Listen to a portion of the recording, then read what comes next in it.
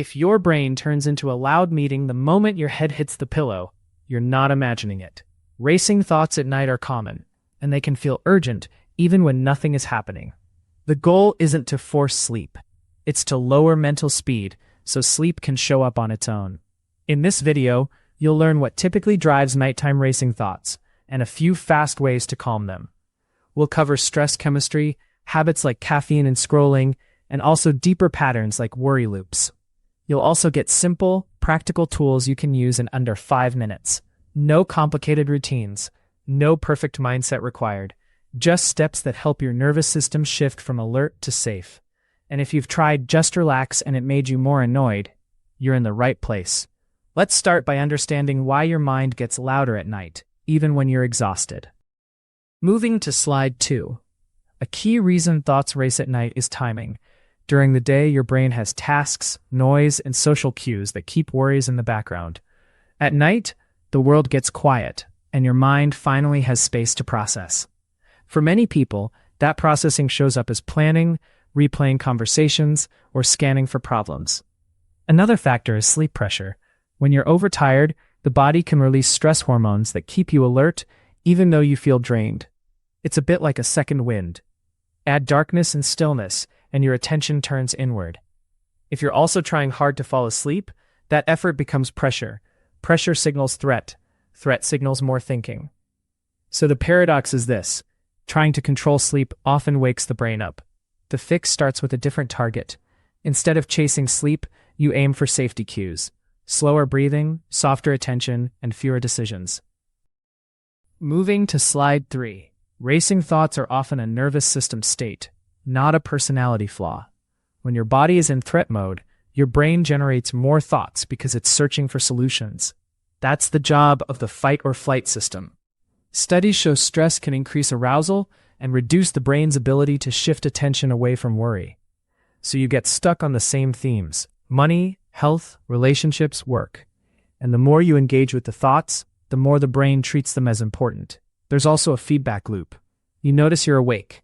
You predict tomorrow will be ruined. That prediction creates more stress. The fastest way out is to interrupt the loop at the body level. If you calm the physiology, the mind usually follows. That's why techniques like paced breathing, muscle release, and temperature changes can work quickly. They don't solve your life. They change your state so your mind stops sprinting. Moving to slide 4.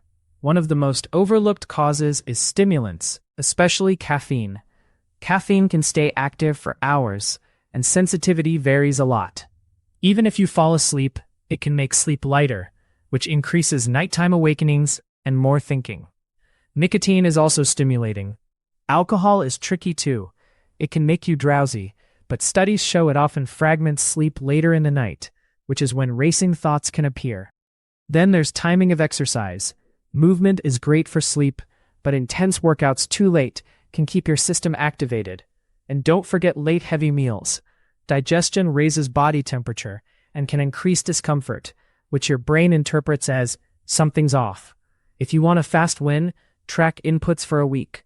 Note caffeine timing, alcohol, late workouts, and big meals. You're not looking for perfection. You're looking for the one change that reduces the mental noise the most. Moving to slide 5. Another major driver is light and information. Bright light at night can delay melatonin, a hormone that helps signal sleep. But the bigger issue for racing thoughts is cognitive stimulation. Fast content, arguments, intense news, and endless feeds keep your brain in scanning mode. It's not just the screen. It's the emotional tone and the speed. Your brain learns bed equals catching up, reacting, and thinking. Then you lie down and the habit loop starts automatically. A practical approach is to create a small landing strip before sleep. 10 to 20 minutes where input is boring and predictable. Dimmer light, slower pace, same few steps each night. This is not about being strict, it's about training a cue. When these steps happen, the day is over. If you can't change your whole evening, change the last 5 minutes. That alone can reduce mental momentum. Moving to slide 6. Let's talk about the classic pattern, the worry loop. A worry loop is a thought that feels productive, but doesn't reach an endpoint. It's, what if this goes wrong? Followed by 10 more what ifs. At night, your brain is tired, so it's worse at problem solving and better at catastrophizing. One fast way to break the loop is to switch from abstract worry to concrete next steps. Keep it tiny. Ask, is there one action I can take in under 2 minutes tomorrow? If yes, name it. If no, label it as unsolved, not solvable at 2 a.m. That label matters. It tells your brain the problem is parked. Another tool is scheduled worry time earlier in the day.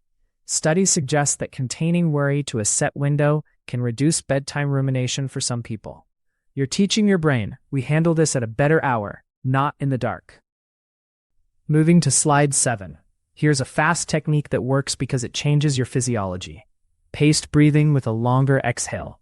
When exhale is longer than inhale, it tends to nudge the body toward the parasympathetic or rest and digest side. Try this pattern. Inhale through the nose for 4 seconds, exhale for 6 to 8 seconds. Do that for 5 minutes. Keep it gentle.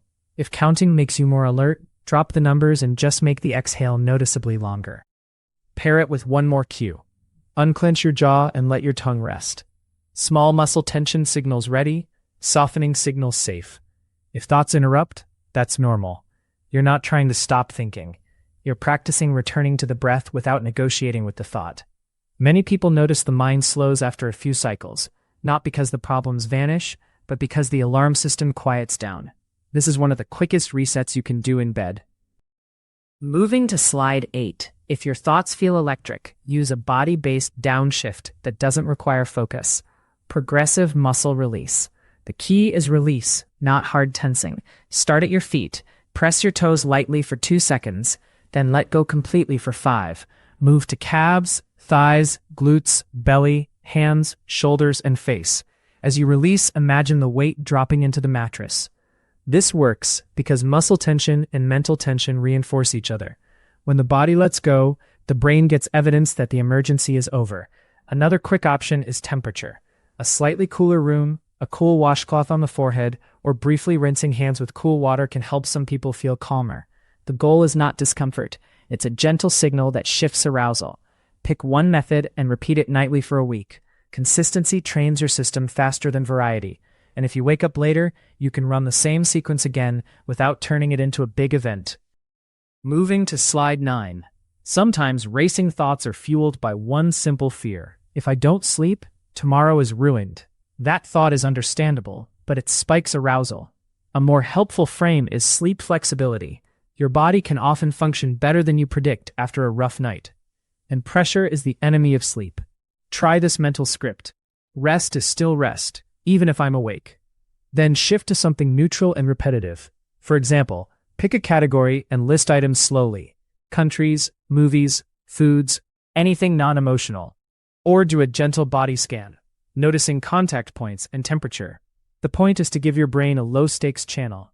If you catch yourself checking the time, that can restart the stress loop. If possible, keep clocks out of sight. And if you've been awake long enough that you feel frustrated, it can help to briefly get out of bed and do something dim and boring until sleepiness returns.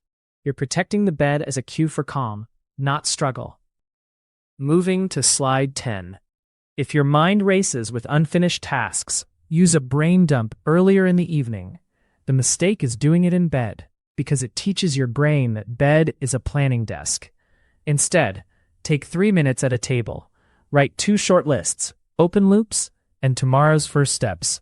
Keep it specific. Not fix my life, but email Alex, pay bill, book appointment, then choose just one priority for the morning. This reduces the brain's need to rehearse. It's basically telling your mind, I captured it, I won't forget. For some people, gratitude lists help, but only if they feel genuine. Forced positivity can backfire. The more reliable approach is closure. Also check your environment. A too warm room, scratchy bedding, or noise can keep your system on alert and invite more thinking. You're building conditions where your brain doesn't have to stay on duty.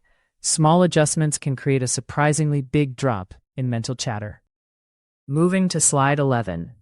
It's also important to know when racing thoughts might signal something bigger. Persistent insomnia, panic symptoms, or intrusive thoughts that feel out of control can be linked with anxiety disorders, depression, trauma stress, or bipolar spectrum symptoms. Medical factors can matter too, like thyroid issues, chronic pain, reflux, or sleep apnea.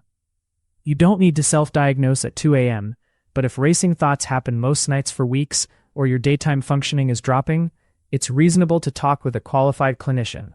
The goal is support and assessment, not a label. And if you ever have thoughts of self-harm, seek immediate help in your area. For everyone else, think of this video as a toolkit. You experiment calmly, you keep what helps, you drop what doesn't. Most importantly, you stop treating racing thoughts as a personal failure. They're a signal. When you respond with the right signals back, safety, consistency, and less pressure, your nights usually get easier. If you want more videos like this, subscribe. And in the comments, which helps you more when your mind races at night, breathing or writing it down? This information is not a substitute for medical advice.